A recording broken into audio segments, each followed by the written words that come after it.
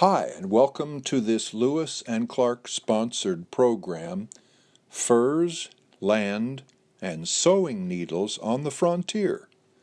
Chris Hodges is the presenter. We're pleased to have you with us. This is Dan Sturdivant speaking. I'm one of the organizers of the program for the Lewis and Clark Trail Heritage Foundation. Here you see the table of contents. Now to Chris Hodges. My focus is going to be, since this is a Lewis and Clark group, kind of pre and post Corps of Discovery, looking kind of at the economics of the time in which the Corps was operating, both before and after the expedition to the West Coast. Some of you, and we all were taken, I think, with the adventure of the expedition, but a more grimy subject is economics and the economic success or lack thereof of the participants and the people in the time. And that's really what I'm going to focus on here. So it's not a real sexy adventure. This is more about how economics drove the Corps of Discovery pre and post. So my time period here is going to be roughly 1790 to 1850. And I'm going to focus on three epochs, the fur trade epoch, the distribution acquisition of land epoch, and then the rise of the merchant class. And I'm going to do this in the geographic setting of the new territories of Louisiana and Orleans after the Louisiana Purchase and the Corps of Discovery. I find it very instructive to read how visitors from other countries were viewing our this early country, this early nation called the United States of America. And maybe my favorite commentary comes from Alexis de Tocqueville. And he traveled in the U.S. in the 1830s, 1831, pretty much in the middle of the time period we're looking at. And this is what observed. America is a land of wonder. This is a Frenchman, by the way, in which everything is in constant motion and every movement seems an improvement. Nowhere is this more evident than in their industry and commerce. If you read his whole work, it isn't all complimentary. I mean, he did point out some of the flaws in terms of treatment of Native American slavery and lack of culture in his view. But he gave us high marks, our country high marks for industry and commerce. Americans definitely had a sense of themselves and what they were about. And one of those Americans was an Englishman called Elias Pym, and he immigrated to the U.S. In the early 19th century. And he had a lot of foresight about the development of the frontier. Now, Pym's was a surveyor, and the surveyors were some of our earliest explorers. They would walk into totally uncharted territory, unsurveyed territory. A very famous one was George Washington. He was surveying Virginia as it was in the colonial times, which extended into the Ohio Valley. And interestingly enough, in my research, I discovered that George Washington surveyed great-great-grandfather's farmland in southern Ohio, right on the Ohio River.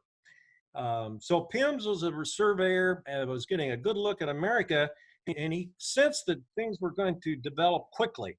And in that he identified stages of frontier development. He said first the hunters and trappers would come, and indeed they were already there in 1817 when he was writing.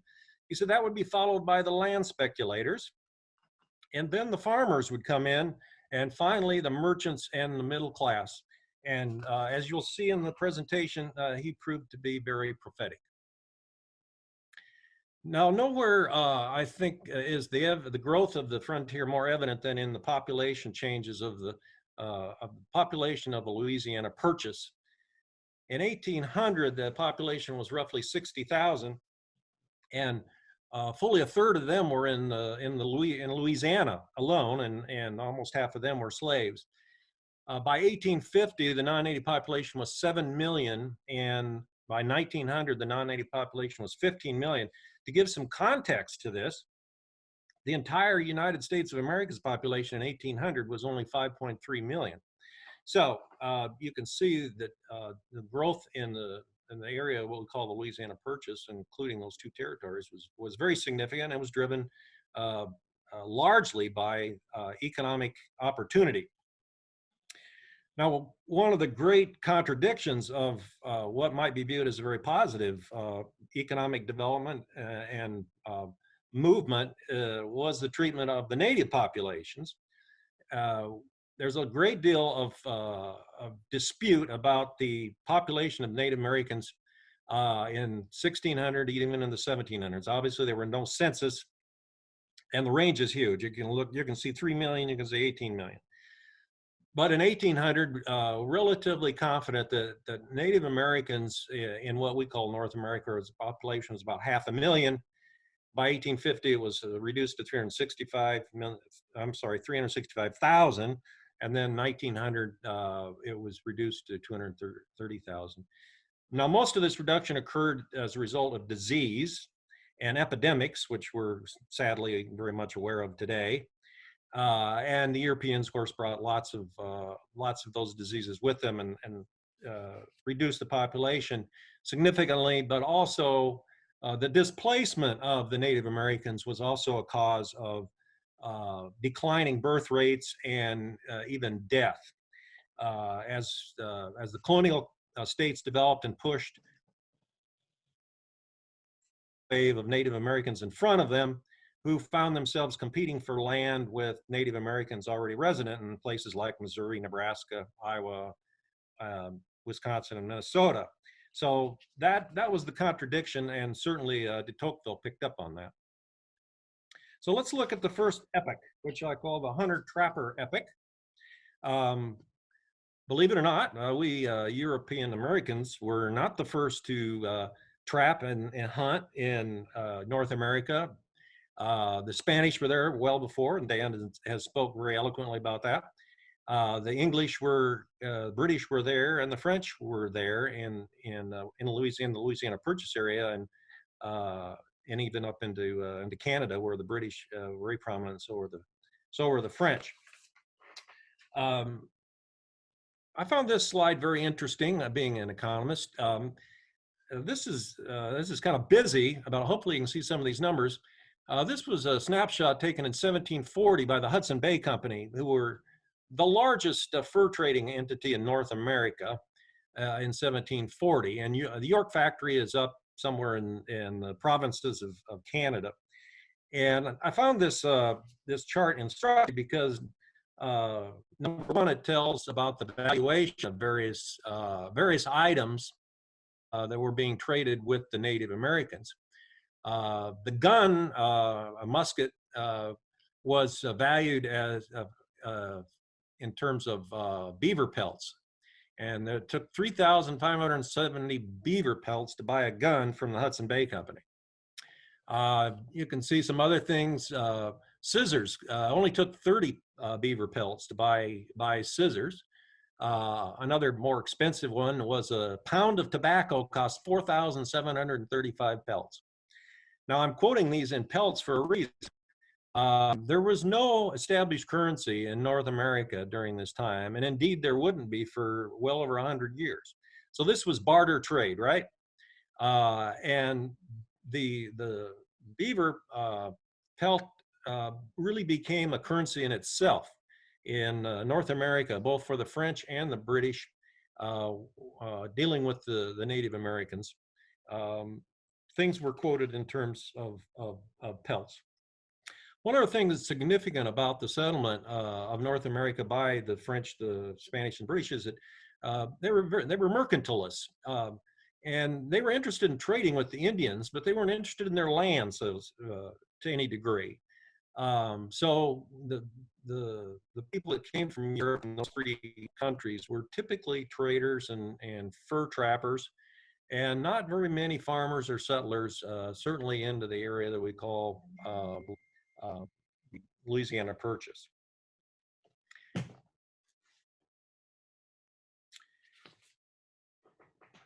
Now, when the Europe Americans established their colonies and their nation, Congress stepped in and became very proactive in terms of how these lands were going to be settled. And early legislation was written primarily for the Northwest Territory, which would have been Indiana, Ohio, Michigan area. And um, the Congress at the time in the 1790s had a lot of foresight and creativity in how land would be distributed.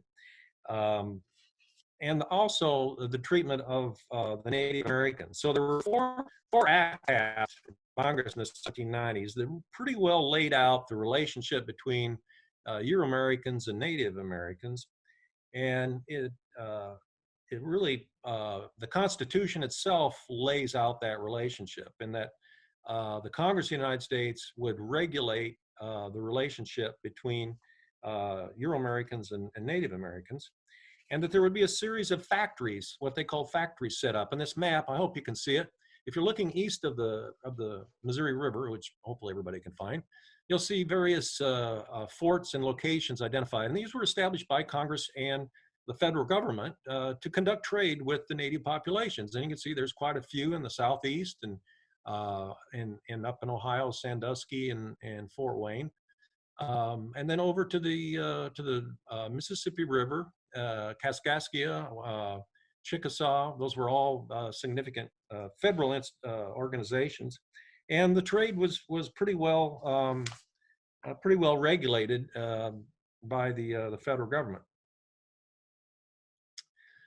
Now that all preceded the Corps of Discovery, and those things were already well in place when Jefferson was working on the purchase of Louisiana, and he was preparing Lewis for the Corps of Discovery and the expedition. And this was his letter, and I'm sure most of you are familiar with it. Jefferson is saying, the object of your mission is to explore the Missouri River and such principal stream of it as by its course and communication with the water of the Pacific Ocean may offer the most direct and practicable water communication across this continent for the purposes of commerce.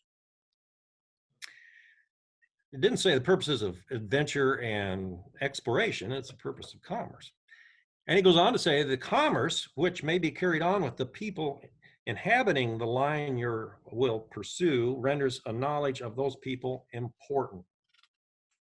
So the notion that Jefferson had, and Lewis and Clark certainly subscribed to, was that wealth in the Louisiana Purchase would be developed with and through the Native Americans. And as we'll see as we go through the presentation, that did not happen. So the particulars of his vision were to establish certainly an American presence in the Louisiana Territory and push those nasty French and Spanish and British out of there. And also was, and this was a term that Washington used in the 1790s as well with the Trade and Discord, the acts of Congress in terms of trading with the Native Americans, was to civilize them. And this was his terminology, and Jefferson used it as well. So the idea was we'll do business with these folks, but we're not going to leave them alone. We're going to make good Americans out of them. Create treaties with sovereign Native American tribes, building the trading factories. And finally, the Northwest was not claimed by anyone. And Jefferson definitely thought the Northwest, that'd be Washington, Oregon, and Idaho, could be developed into an American-style democracy, but not necessarily part of the United States. So we look at the Corps and they're planning, getting ready to head west. Lewis planned for 15 men, and he ended up, and this Dan pointed out, this number is somewhat subject to interpretation. 46 is a common number used. So, you know, Lewis, we all know Lewis could have used a good accountant on several times of his career. Well, this was certainly one. Does anybody remember the amount of money Congress allocated for the Lewis and Clark expedition? Since we're all on mute, I guess I'm gonna answer that question. It was $2,500. Well, Lewis spent over that just in St. Louis alone because of the large number of men that ended up on his expedition. So 15, you go, well, that's 3 times more than what he had originally planned for. One estimate I've seen, I'm sure there are many, is that the core of Discovery actually ended up costing $38,000. So Lewis he's already underfunded and he's undersupplied. So he goes to St. Louis and finds himself in the midst of a bunch of sharks. These are the merchants of St. Louis and the Mississippi River, and it reads a little bit like Who's Who. The Chouteaus, we're all familiar with them. The Galusha family were major traders. Manuel Lisa was a Spaniard, also had a trading house, and then the Morrisons. And Lewis bought all kinds of things for him. Of course, he needed food and provisions, but also everything from candles to tobacco, of course, was very important. And then various Indian goods that would be traded with the Indians. He bought axes, shovels, cooking pans, vinegar, and the all-important expedition supply. It was a supply of whiskey. All these folks here were very active in the fur trade and had made a good bit of money and were very wealthy citizens of St. Louis. One of those citizens who wasn't actually a citizen of St. Louis, he resided in Kaskaskia, was William Morrison. And he's got his papers in the Missouri State Historical Society's library. And I spent an afternoon looking through those. Very interesting individual. He was dubbed the Merchant Prince by an author who wrote about his enterprise. He was actually the key supplier to George Rogers Clark. And so we know that the Clark family was very familiar with the Morrisons, and Lewis and Clark ended up doing business with him. Just a little bit of insight into who William J. Morrison was. He was a principal in the Bryan and Morrison Company, which was one of the larger trading houses in Philadelphia. And Bryan and Morrison had enough foresight to see the development of the Ohio River and the Mississippi River. So they set up these trading houses. They built 17 of them along the Ohio and the Mississippi rivers. And on top of that, they owned a fleet of keelboats on the Missouri and Mississippi. So they facilitated a tremendous amount of trade. And of course, Lewis was fortunate enough to find them. They developed what became known as the American Trade Triangle. So St. Louis would source the furs, send them down the river to New Orleans, and sold into traders who were selling Europe, and those transactions were in cash, which St. Louis had none of, so they didn't have much money that we would call money. But once in New Orleans, they did, and then they would transfer the money to Philadelphia, where they could buy European goods and even some American goods with that cash, and then send those goods back to St. Louis. And those goods would be bartered with Native Americans and Americans for furs. And this map is a little busy and it isn't great, but I wanted to, hopefully you can see along the Mississippi River here. The red dots are some of the trading houses of Bryan and Morrison. And then as you go across Missouri, on the Missouri River, you can see various forts and trading houses. Of course, Fort Osage and Fort Madison were the most successful factories set up by acts of Congress, and then actually managed by William Clark. So let's look at the core of Discovery and its importance to the fur trade. As you all know, they came back to St. Louis in 1806, and before a year passed, Manuel Lisa sent a group of 50 men up the Missouri River to establish a trading house up on the Missouri River, and there were 6 members of the Lewis Clark expedition that were on his expedition: Colter, Druliot, Potts, Weiser, Windsor, and LaPage. Same year, William Clark contracts with Pryor and Choteau to return Chief Sheheki in the same year, and Choteau hires the Field brothers and Shannon. So we're getting a lot of recruiting of the Lewis and Clark expedition to facilitate the fur trade immediately after expedition return. Then a very significant development in 1809 when the Missouri Fur Company was chartered. Manuel Lisa's expedition and fort had created tremendous returns. So everybody wanted in the act. So the investors in the Missouri Fur Company read like the who's who in St. Louis. So there's Lisa, we already talked about, the Choteau family, William Clark, the Morrisons, the brother of William was James, and by the way, he owned most of St. Charles. Meriwether Lewis's brother, General Wilkinson, of course, he wouldn't let a good deal go by, and Pierre Menard, and there were several others. So very significant development for the fur business that came right out of the Lewis and Clark expedition. And as you probably remember, Chief Sheheke's original attempt to return him was not successful, and so the Missouri Fur Company was hired by Lewis to send him back with more men and more arms because they had run into so many problems with hostile Native Americans. And this was something that got Lewis in a lot of trouble because the fee charged by the Missouri Fur Company was exorbitant by most Washingtonians' estimates.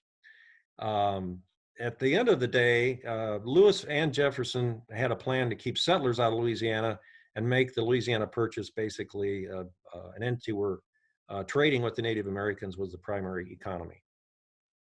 So the fur trade comes to an end. European fashions go away from the felting of beaver pelts. St. Louis loses one of its major industries, but it had become the industry for St. Louis. These are some numbers that I found on some of my research. They were taking 26,000 buffalo robes a year at $3 a robe and 150,000 beaver pelts at $8 a pelt. So a lot of wealth was generated by those families that we just talked about who were trading in the area. So the importance of the fur trade for creating wealth was it was magnified by its ability to generate cash. We talked the triangle, the trade triangle, and then facilitated trade along the rivers, including Pittsburgh and Philadelphia and New Orleans. And it did create wealth on the frontier. So the wealthiest residents of St. Louis in that area were certainly part of the fur trade. Then we move on to the next epoch, which was the land acquisition epoch. And here was Jefferson's worst, because here come the settlers. This was a deal Trump would have envied. The United States of America got 825,000 square miles with a tiny fraction that was privately owned. Native Americans, most did not hold land ownership as individuals. It was mainly collective. So the only private ownership was basically French and Spanish and British and a few Americans. So I had this vast amount of land suddenly fall in the lap of the U.S. Federal government. And along with it came the preemptive rights to obtain Native American lands by treaty or conquest and to exclude the other colonial powers. And this was a very, very high priority for Jefferson and subsequent administrations. And like the congressional action relative to trading with the Native Americans, Congress had some fantastic creative ideas about how land would be distributed.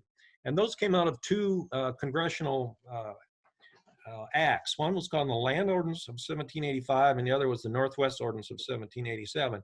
And to this day, those laws are in effect.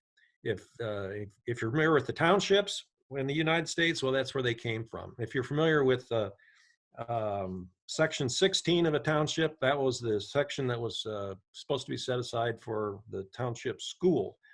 The selling of land was to be done either through a land office or public auction. Nothing could be sold. It was not surveyed. We already talked about surveyors. and initially, land was to be sold for $1 an acre and no less than 320 acres. Well, that was a little ambitious. And at this point, I want to recommend one of David McCullough's books, and I think it's his most recent one. It's called The Pioneers. And he goes into great detail about talking about these ordinances and how they affected the distribution of land in Ohio. But these pieces of legislation were certainly applied in lands purchased through the Louisiana Purchase. So the federal government had this huge amount of land, and of course, folks in Washington loved all this land because it became the sale of land became the second largest revenue, only to tariffs. And the federal government, there was no income tax, of course. It was starved for revenue. It was another way of paying for government service. So as we'll see, the members of the Corps of Discovery were paid with acres of land, and so were most of the militiamen from both the Revolutionary War and the War of 1812. They were granted land warrants as part of their compensation. And of course, there was always politics. So political favors were distributed with land. And an important distinction here, as I mentioned earlier, most of Native Americans didn't claim land as an asset. The European Americans certainly did. But as they went into the Plains Indians, their primary assets and wealth came from ownership of horses. Land was a good way to bank your money, so to speak. There wasn't, as I said earlier, wasn't much of a money supply. There were very few banks. To own bonds or stocks of any kind was very risky.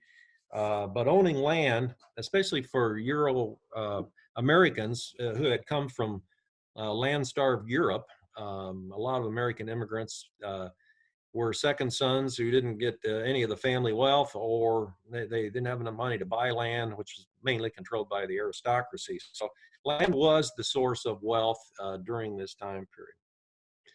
Well, what about the Corps and the warrants? And I found this a very interesting study about every member, including the captains, were given a warrant of land. Now, a warrant is not a deed; it's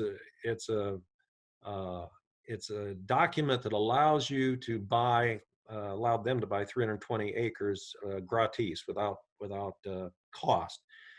And these lands had to have been bought in the Louisiana Purchase.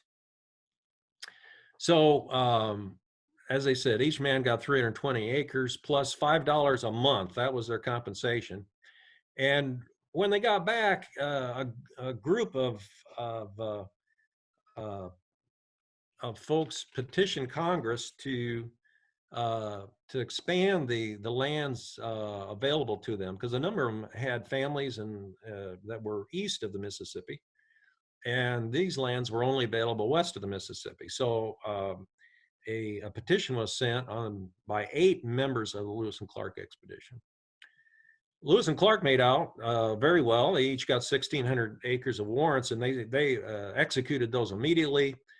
Clark, I guess, probably part of his payment, he ended up buying 3,000 acres west of St. Louis. Lewis, and we hear about him being penniless and broke at the time of his death. He has secured 7,440 acres in the St. Louis vicinity, some of which he was going to give to his mother. So here's what happened to the warrants. Well, Whitehouse gets back and he says, yeah, I'm not a farmer. I don't have any intention of owning land. And guess who buys his warrant? Well, Drouillard. Well, Drouillard was not an enlisted man. He was the only person on the expedition who was on contract. So he wanted land, and he paid $280 in 1806, immediately upon their return from the expedition. I found that number interesting. It's certainly less than $1 an acre. So the warrants were already diminished in value somewhat when they got them in 1806. Ordway probably used his warrants most wisely. By 1810, he owned 1,000 acres in southeast Missouri. He bought land warrants from 2 members of the expedition, LaPage and Warner, and they didn't want any land either. The rest of the story for Sergeant Ordway is not quite so happy, by the way. Southeast Missouri, 1811, 1812. Well, you probably know what happened then. Here was something I stumbled on in my studies over at the Missouri State Historical Society. They have a wonderful collection of the Missouri Gazette, which was the early St. Louis newspaper. And I was just happened to be looking at looking for ads, and here in 1810 is an auction ad, and it's land warrant number 22. Now that was one of the warrants given to members of the Lewis and Clark expedition. And at the bottom, it was being auctioned on behalf of John Potts. Now, if you're familiar with Mr. Potts, he had perished at the hands of the Blackfeet Indians, and his land had not been sold. So his estate was offering a land warrant for public auction. I just thought that was interesting, if not a little bit sad. John Colter hired a broker in St. Louis, John Comminges, to broker a sale of his 320 acres.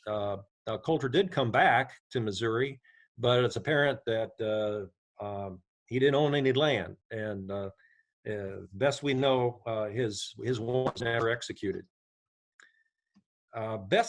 So very few members of Lewis and Clark expedition end up owning land. The ones that I thought might possibly have executed their warrants were Bratton, Hall, Reuben Field, Fraser, and Willard. Those were the only, and those are even question marks. So very few of them executed their warrants and went back into farming and settling. And I don't think it takes much imagination to understand why that happened. Lewis and Clark were not looking for farmers and settlers. That just wasn't in their nature. But here's an interesting fact. So somebody was buying up these warrants, and guess who the biggest owner of the land warrants was? Frederick Bates. You might be familiar, certainly with the Meriwether Lewis's demise. Bates was the treasurer of the Louisiana Territory, and a royal pain in Lewis's side.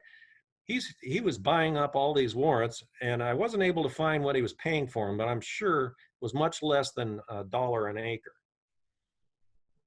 So that's the end of the land buying epic. The last one I want to look at was the merchant class. Now, we've already talked a little bit about the trading houses, and we looked at the map with the forts and the trading houses established by the federal government and managed by William Clark. And then there were the various Indian agencies that also managed merchandising and trading houses. So even prior to 1820, there was a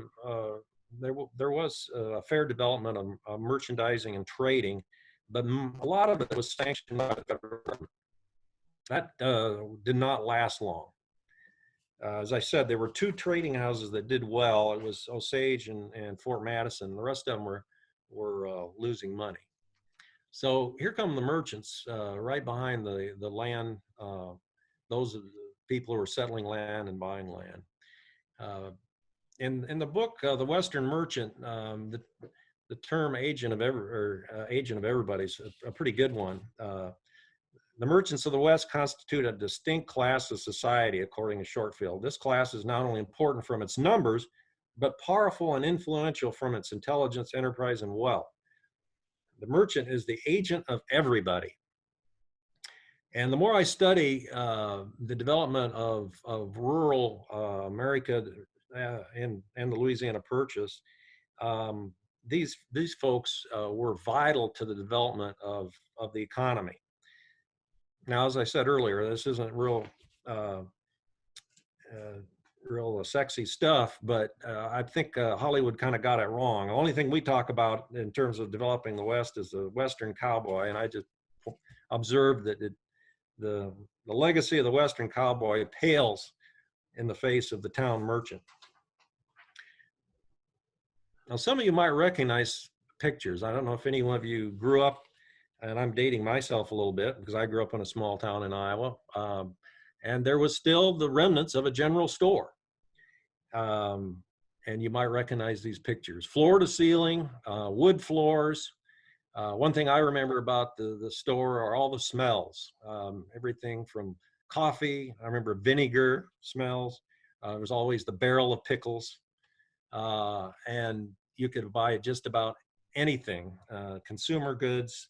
By now, most of the farm implement business had moved on to other stores, but in the 19th century, the general store was basically the source of not only consumer goods, but implements for farming, and also a market for the farmers' merchandise. So implements, necessities, luxuries of farm life were found in the local merchandise store. The first store on a town's main street was usually a general merchandise store. My research would indicate that it took about $3,000 minimum to $15,000 to start a store. So these were people of means that were already coming into these areas to set up these stores. They were quite often financed by a wholesaler, and wholesalers started to develop in St. Louis, for example, or let's say you were a wholesaler of tobacco or a wholesaler of fabrics. You might want to get one of these merchants as your customer, so you'd offer them some credit to help with their $3,000, $15,000 to get the store started. And by and large, all the proprietors were educated. And in the frontier, being an educated person was still fairly unusual. So the general merchandise store quite often became kind of the quasi newspaper, because the proprietor could read the news that came on whatever newspaper they were getting, and then convey that information to customers as they came through during the day. I mentioned earlier this trade triangle, and it was very important to merchants. And just to refresh your memory, furs would travel through St. Louis down the river to New Orleans, be sold, and then money would be used to buy various goods in Philadelphia or Baltimore, and then shipped back to St. Louis. Well, the merchants were right in the middle of this, and when the fur trade collapsed, agricultural products replaced furs in the triangle. So there was still a fair amount of bartering going on, but the furs had gone away, and now it's agricultural produce. And there's a very good example of that in central Missouri. If you're familiar with Howard County at all, it developed quickly around hemp. Well, there really wasn't a market in Howard County, Missouri for hemp.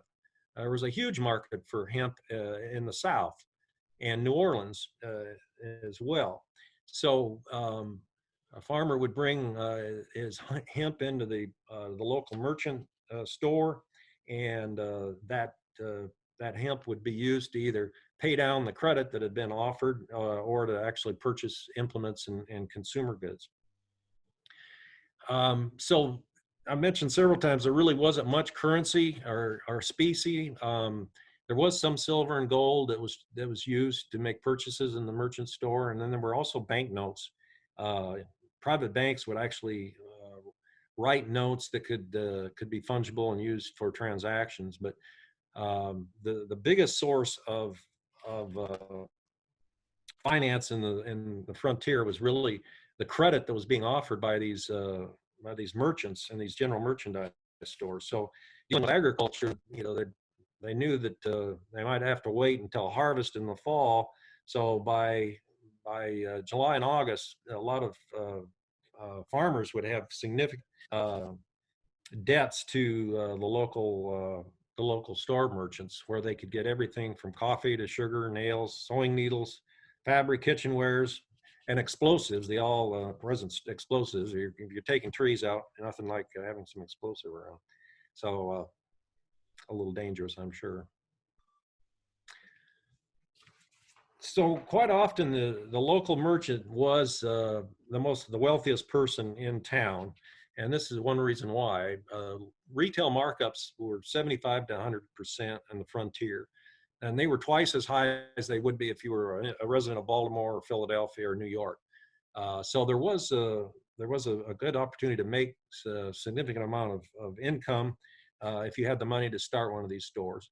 Another little detail of how business was conducted. There were no shelf prices. When you walked in a general store, a clerk would greet you and show you around to where whatever goods you were looking for, and the clerk would kind of size you up. If you were a good credit risk, or if you were going to pay cash on for the transaction, the price would change a little bit.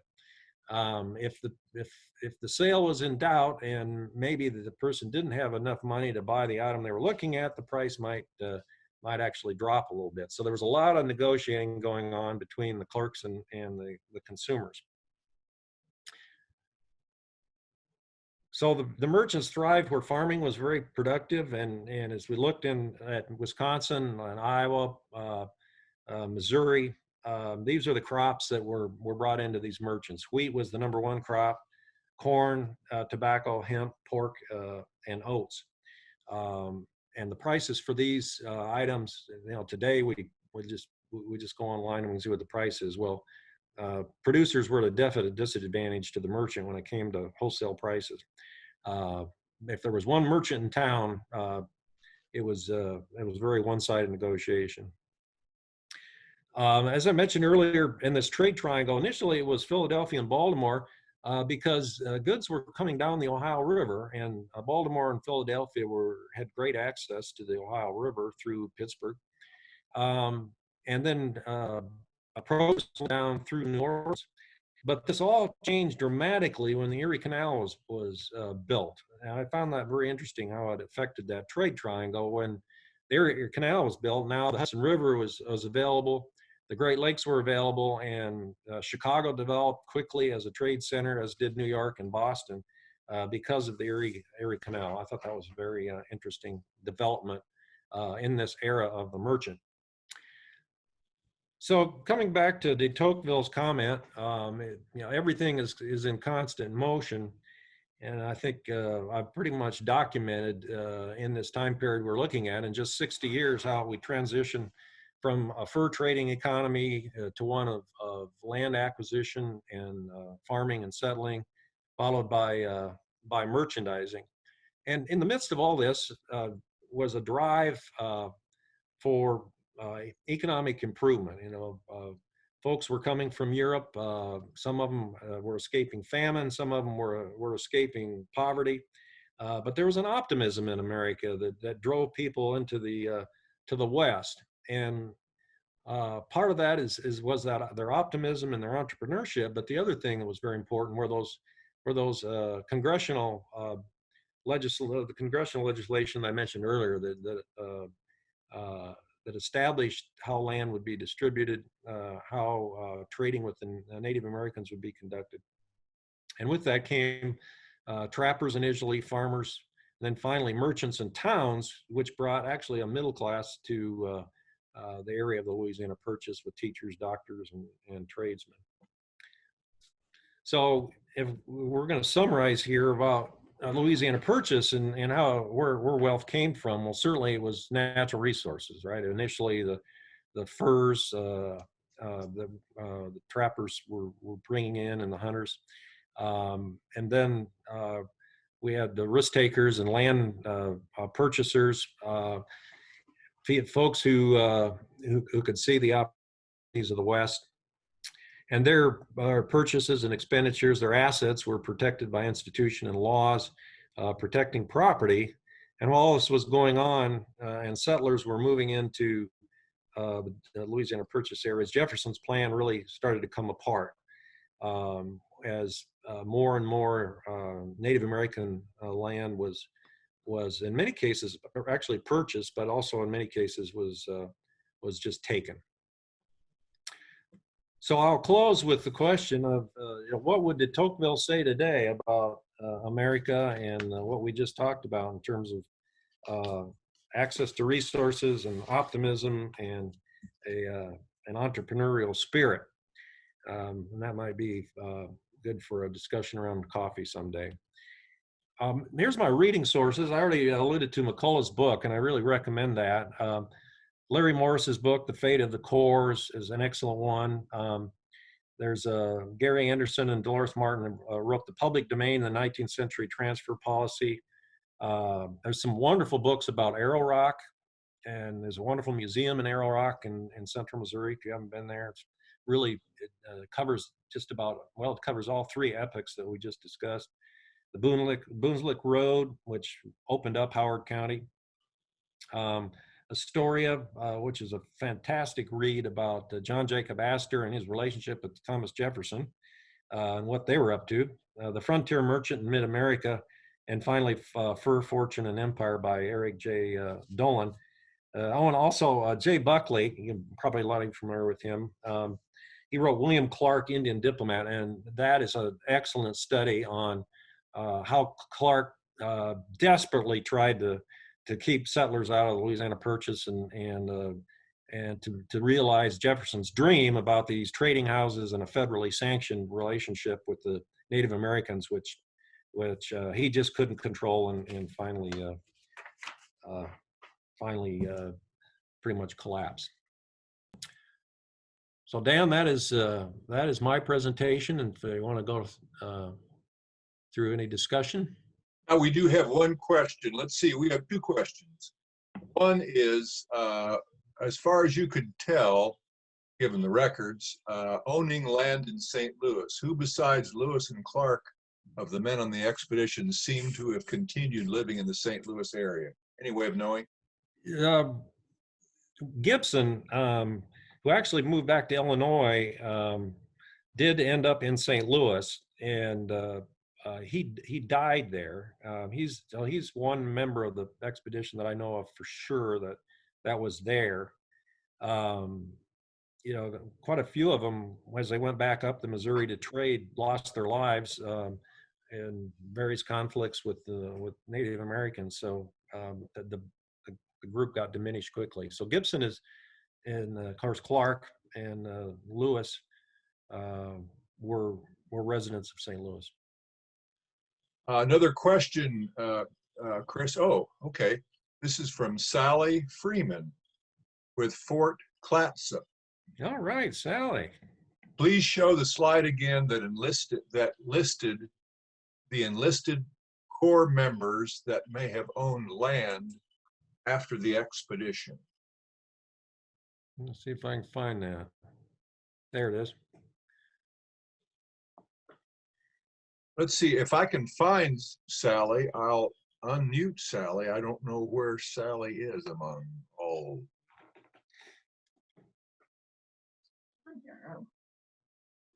Oh, okay. Maybe Sally there.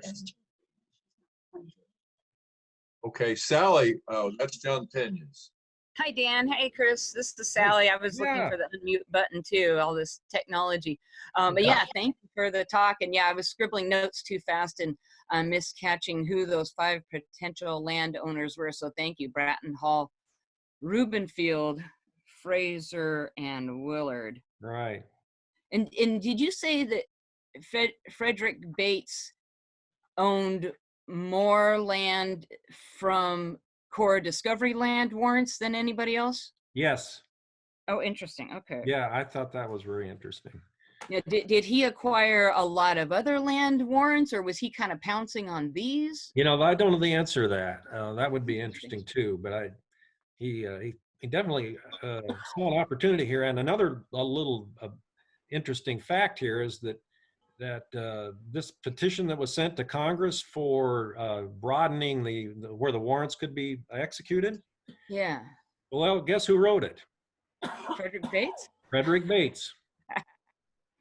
On their behalf. Oh, interesting. Chris, would you go through that procedure again, that the warrant was not a deed? Right. So basically it was an official document, and warrants were used by the federal government for soldiers as well. So it was their method of compensation, and the warrant could be applied to a specified area for the purpose of securing a deed. So 320 acres. So my subject, Colter, his warrant could have been executed either in Missouri or Arkansas, the two territories of Arkansas and Missouri. It could not have been executed in the Indiana Territory, which was across the river. And this was the problem with these folks, these 8 that petitioned Congress, because they didn't want to be in the Louisiana Territory. But so those were the elements of a warrant, and it was a warrant could be bought and sold. Colter thought that Comidge was going to be able to sell his warrant, but best we can tell, it never was. And Chris, if I can add a couple of things to that about Frederick Bates, you may know, and others may not, that Frederick Bates was the 2nd governor of Missouri, and there is a county named for him about 50 miles south of the Kansas City area. Interesting. Yeah, he and Lewis had some difficulties back in Washington. Bates wanted to be Jefferson's aide, and Lewis got that job, so they were already on bad terms. And then Bates was complaining to the Secretary of War and Congress that Lewis was a spendthrift, and he was spending way too much money in his role as governor of the Louisiana Purchase. And part of that was the hiring of the Missouri Fur Company to take Chief Shaheki back up to his people. If I may, I'm going to ask a couple people to speak now, a couple people who usually have something to say, like Jerry Garrett.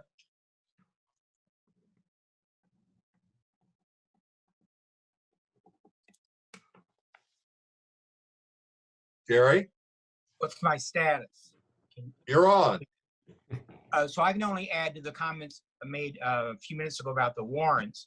And at last year's meeting in St. Louis, sorry, I can't remember the professor's name, law professor, introduced the concept. And we all heard that Jefferson got the Louisiana Purchase for that great amount of money. What he bought was the option to buy the land, as the speaker has pointed out, that's what they didn't buy the real estate in the Louisiana Purchase. They bought the rights to buy the land. So when somebody would purchase, they would purchase from the federal government? Well, I don't know those technicalities. I think they bought them from, I don't know. It was one of those things. I'd lived for 60 or 70 years thinking that Jefferson bought the real estate. He did not. He bought the right to buy the real estate, which was still deemed to be owned by, I guess, the Native Americans. And we know the story of taking that land and so on and so forth. So, how about Larry Epstein? He always has something to say. The only thing I would tell the speaker, John, the winter edition of Montana, the magazine of Western history, was primarily dedicated to a discussion of the development and the prospering of the merchant class in Montana. It follows exactly your description. And many of those companies that developed, the Conrads and the people that were centered primarily in Fort Benton, exist and are still merchants today in Montana. They're still at it. And then second, the spring issue of that magazine has an article about how the Fort Keogh at Miles City, Montana, was the hub and the economic driver and of the area.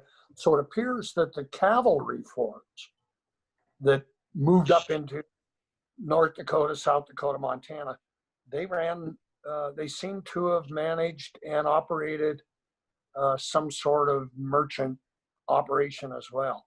Both really timely articles with respect to your subject. And incidentally, this lecture was just outstanding. We really enjoyed it. Thank you. Thanks, Larry. That's what I'd say. Additional chat comments, if I may. Susie Harris from KC, Missouri. Hi, Susie. Thank you for your presentation. She says, will you be doing related presentations in the future? Maybe it's time for me to say that the next program that we will have, Jerry Garrett, is it going to be June 26th, we think? correct. Okay. So we will try to send out invites all the participants in this. Right now we have had 51. We will try to send out invites to everybody, same procedure, so that, and this is Friday, June 26th at 5 p.m. That program will be entitled Ask Jerry Garrett. I am the Discovery Expedition of St. Charles with Jan Donaldson. You may know that the Discovery Expedition of St. Charles was the primary reenacting group, is the primary reenacting group, and they went all the way up from 2004 2006. It was quite a deal, and so Jared, do you want anything to that? Right. So I hope Jan can join us. If not, I'll have another reenactor. And Mamie Jackson, who was the founder of the museum that's at the boathouse. And the two of them will bring you up to date on the status of the museum, which this year was affected by the pandemic. It's normally affected by Missouri River floods. And Jan can talk about the ongoing and continuing activities of the Discovery Expedition, which remains still a very vital a group for telling the Lewis and Clark story in first person. Terrific. Well, I'm going to open up. Let's see. Anybody who wants to speak now. Let's see. Am I missing? Oh, Tara Allen. Oh, okay, Tara. I got your message. And John Hess, thank you for your message. And oh my goodness, there are a bunch of other messages here. Sally Thomas, thank you. Teresa Sward. Will this presentation be online to view being you recorded it? Yvonne Keene and I are working on that. Yes, this presentation has been recorded as Larry Epstein's excellent May 17 program on the Two Medicine fight site in July 1806. So we're working on doing that, but it's not available currently. The problem is that there is so much data that it takes, I don't think we could get it. Yvonne, was that right? We couldn't get it on YouTube? Is that the deal? We couldn't get it on YouTube or our website because the file was too large. We have a potential source that we're going to reach out to see if they might be edited down to the level that we could share it through our website or some other method. We have another chat from Sally Thomas. Nice program. I learned a lot. Note that everyone is tuned in is good at Zoom. Come join us at Charlottesville, Virginia for the virtual meeting. And let's see if I can post that. No, I can't. Maybe it's over here. Here, I think I can. Wow. I'm going to try to screen share. Of course, if you go to lewisandclark.org, you can see all the information. That's the national organization's website. And you can see the plans for the Charlottesville, Virginia virtual annual Lewis and Clark National Convention. Maybe I won't, I've said that, I maybe don't need to try to screen share. Mary Lee, can you see anything else here that we need to say? Ken Utze, thank you for joining us, Ken. Ken just received an award from the Lewis and Clark Trail Heritage Foundation for his service. He's been a wonderful guy and a wonderful friend. And so thank you so much. And there are so many other people here. I'm sorry I'm not taking time to thank everybody. What else do we want to say? Anybody can unmute themselves now and speak. Jim, you want to talk? Wisconsin Jim? A great program, Dan and Chris. Really interesting. Thank you. Hey, this is Sally Freeman again. I think I'm unmuted. Yeah, Chris, Yes. that was great. Jerry, your comment, I'm thinking you're referring to Robert Morris's work. I was trying to find his book title and I can't do two screens at once, but something about Native America conquered and destroyed or something. But he's done a lot of research on Manifest Destiny, and I think kind of opened all our eyes out to exactly what you said, that you know, we all learned in fourth grade or whatever that the Louisiana Purchase was, you know, 3 cents an acre, greatest real estate deal ever, blah blah blah. And he grew up trying to make sense out of, well, if that happened and America bought all that land, then why did we spend the next 100 years working out treaties and deals and purchasing the land from the American Indians? Didn't we own it already? And what he learned was that the Louisiana Purchase was buying sovereignty over that land. And just like one of Chris's slides had said, that American Indians could no longer sell their land to any other colonizing power. They could only make deals with the United States. So they were very limited. And so those steps had apparently happened already, in that America had, you know, somehow figured out it had ownership over Missouri and Arkansas and was able to give out these land warrants. But yeah, I always think that's a good reminder that America only has sovereignty over that land. It was still owned by the American Indians until they sold it in treaties or lost it some other way. Yeah, Robert Morris's research is great. Yeah.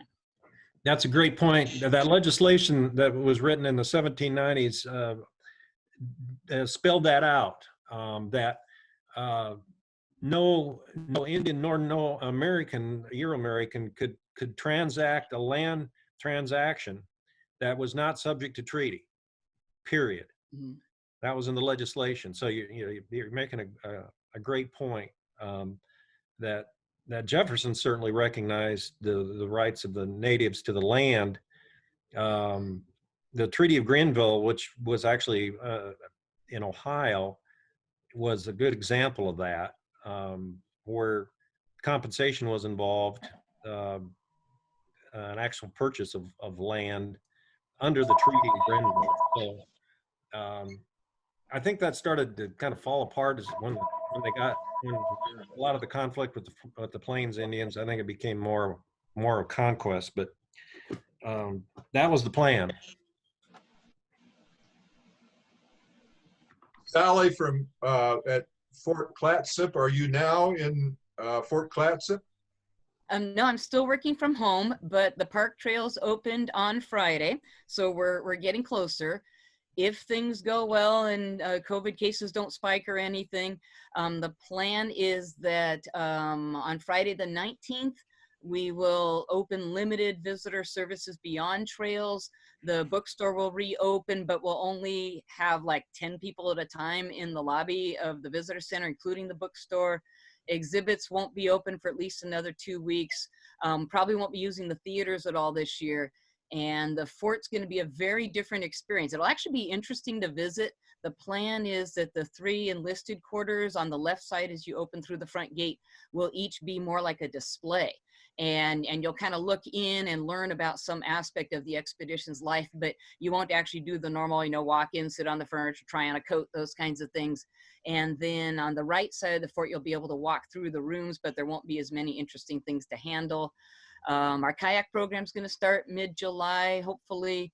And some of our, actually, I think all of our big summer special events are going to be virtual. We have some really cool youth camps coming up in July, free registration and very limited seats. So if anyone has kids or grandkids, check out the park webpage or social media and grab those seats right now. But yeah, we're getting closer. We've been working from home since late March, like most everybody else, and trying to kind of open coordination with our nearby state park partners. And our county only had 46 known cases, and they've all recovering at home. 45 are completely recovered. And so it hasn't been too scary here. John Tenyas, are you there? Yes. Tell us what's going on in Great Falls. Can you see me and hear me there? Yeah. Oh, that's good. Next week, Lou and Yvonne are going to be coming up to our board meeting, and I think we're probably going to discuss some of this stuff we're just doing right here with this using Zoom. And we started about 6 months ago to have an idea of bringing in a lot of our honor guard, making short little presentations on different aspects. So something like maybe hides or cooking or whatever. And so that's why I'm real interested if we can get these online somewhere or some way, like, you know, even these meetings. We have a lot of people on our, well, not a lot, we have a couple of people on our board, 3 or 4 of us, that leave the cold winter up here and go to Arizona every winter. So Zoom is going to be an important thing for us to even maintain our board meetings. So we'll keep in touch with you because it looks like you guys got a handle on this. We do. So if you want our help, we can set up something from our side and just let you run it. That'd be fine.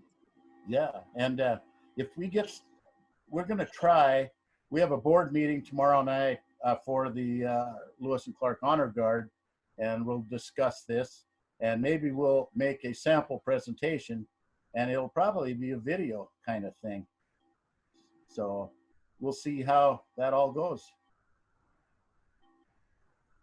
How about, I'm sorry, the lady from Council Bluffs? I don't see your, is the lady from Council Bluffs there?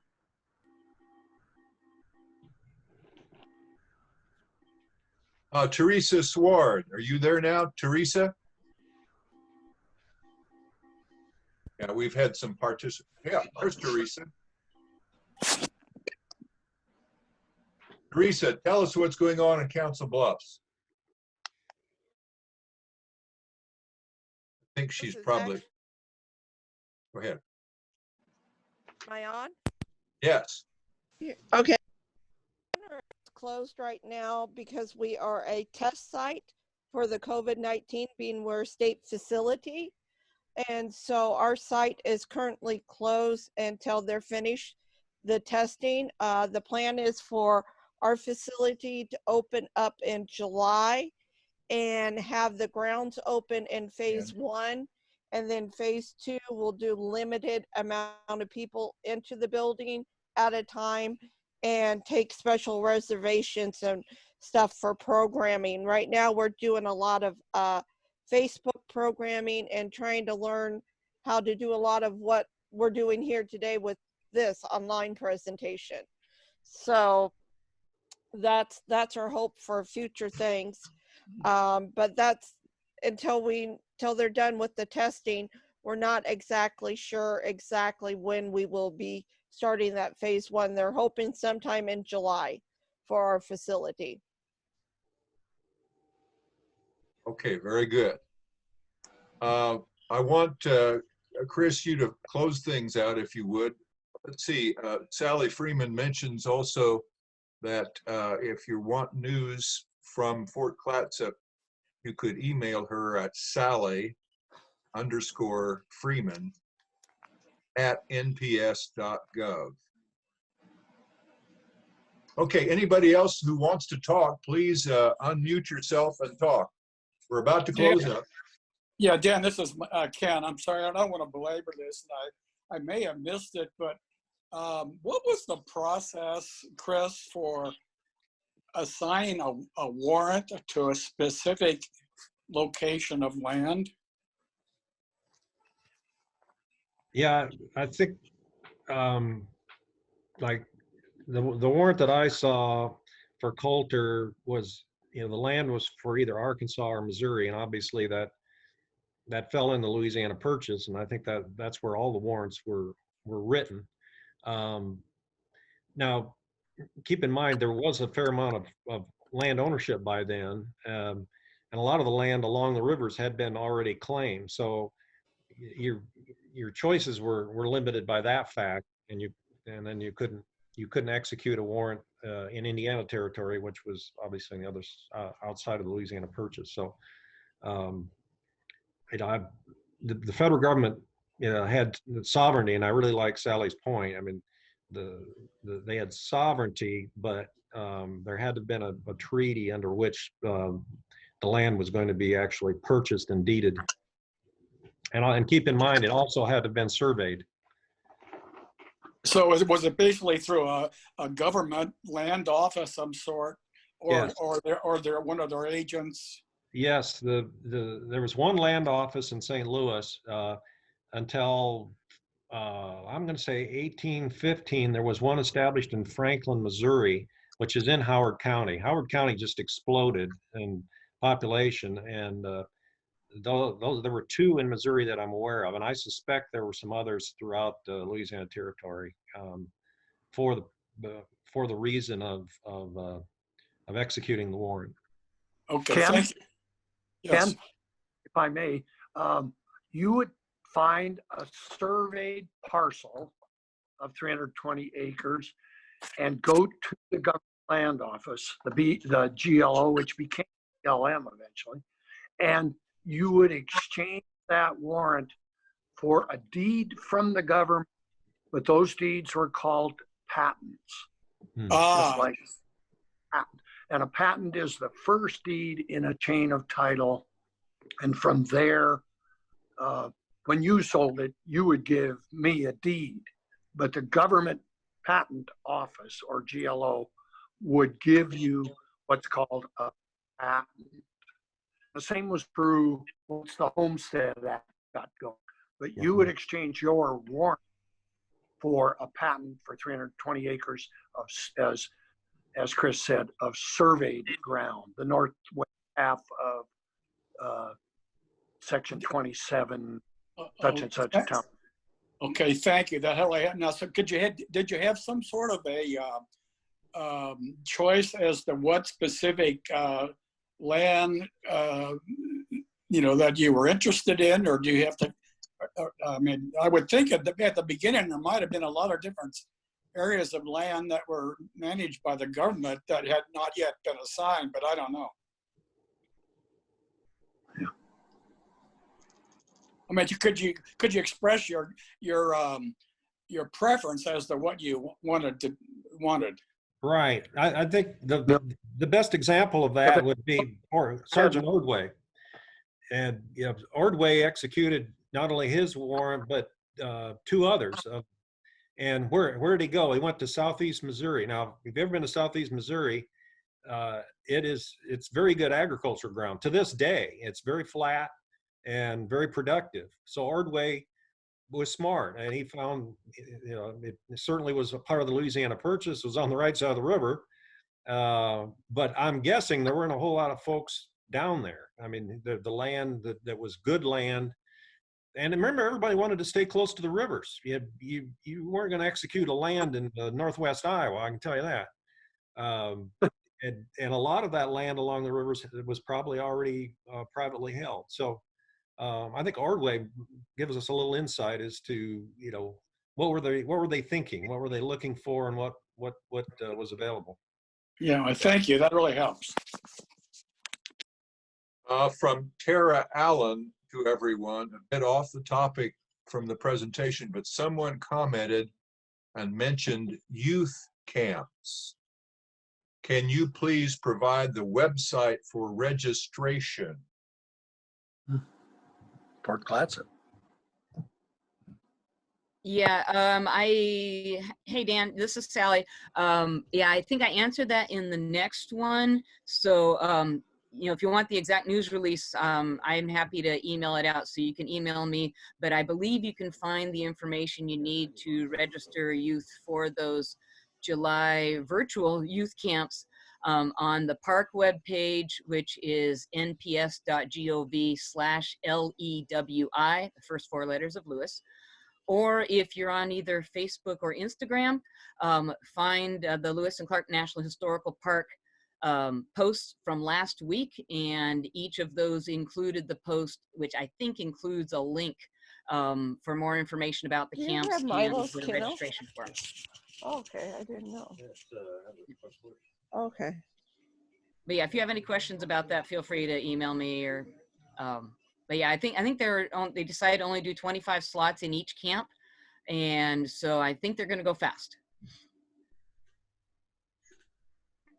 Now, if you can see the right side of your screen, like I can see the right side of my screen, it's the Zoom group chat. I'm not sure how everybody gets to that. I think at the bottom of your toolbar, there's a chat deal. So everybody should be able to see that, as well as what Sally just said. You can see what that said. I'm going to leave this up for about 5 minutes, but if we don't, do we have anybody else who wants to talk? Yeah, Dan, on my iPad, you get to that point by, again, the upper right part of the screen, but on mine it says more. You just touch more and then chat, and then you'll be able to see what everybody's comments were. Okay, thank you, Ken. Now you're in LA, are you? No, I'm at home, and I'm in Camarillo. Okay. I am in California though. Okay, well, the last word goes to Chris. Well, I'm really excited. We had such a big group and some really good comments. I learned some things. What a great group. We're all passionate about our subject, and I just look forward to more. Dan, we've conquered Zoom. Is that too dangerous to say? Yeah. All right, thank you for everybody.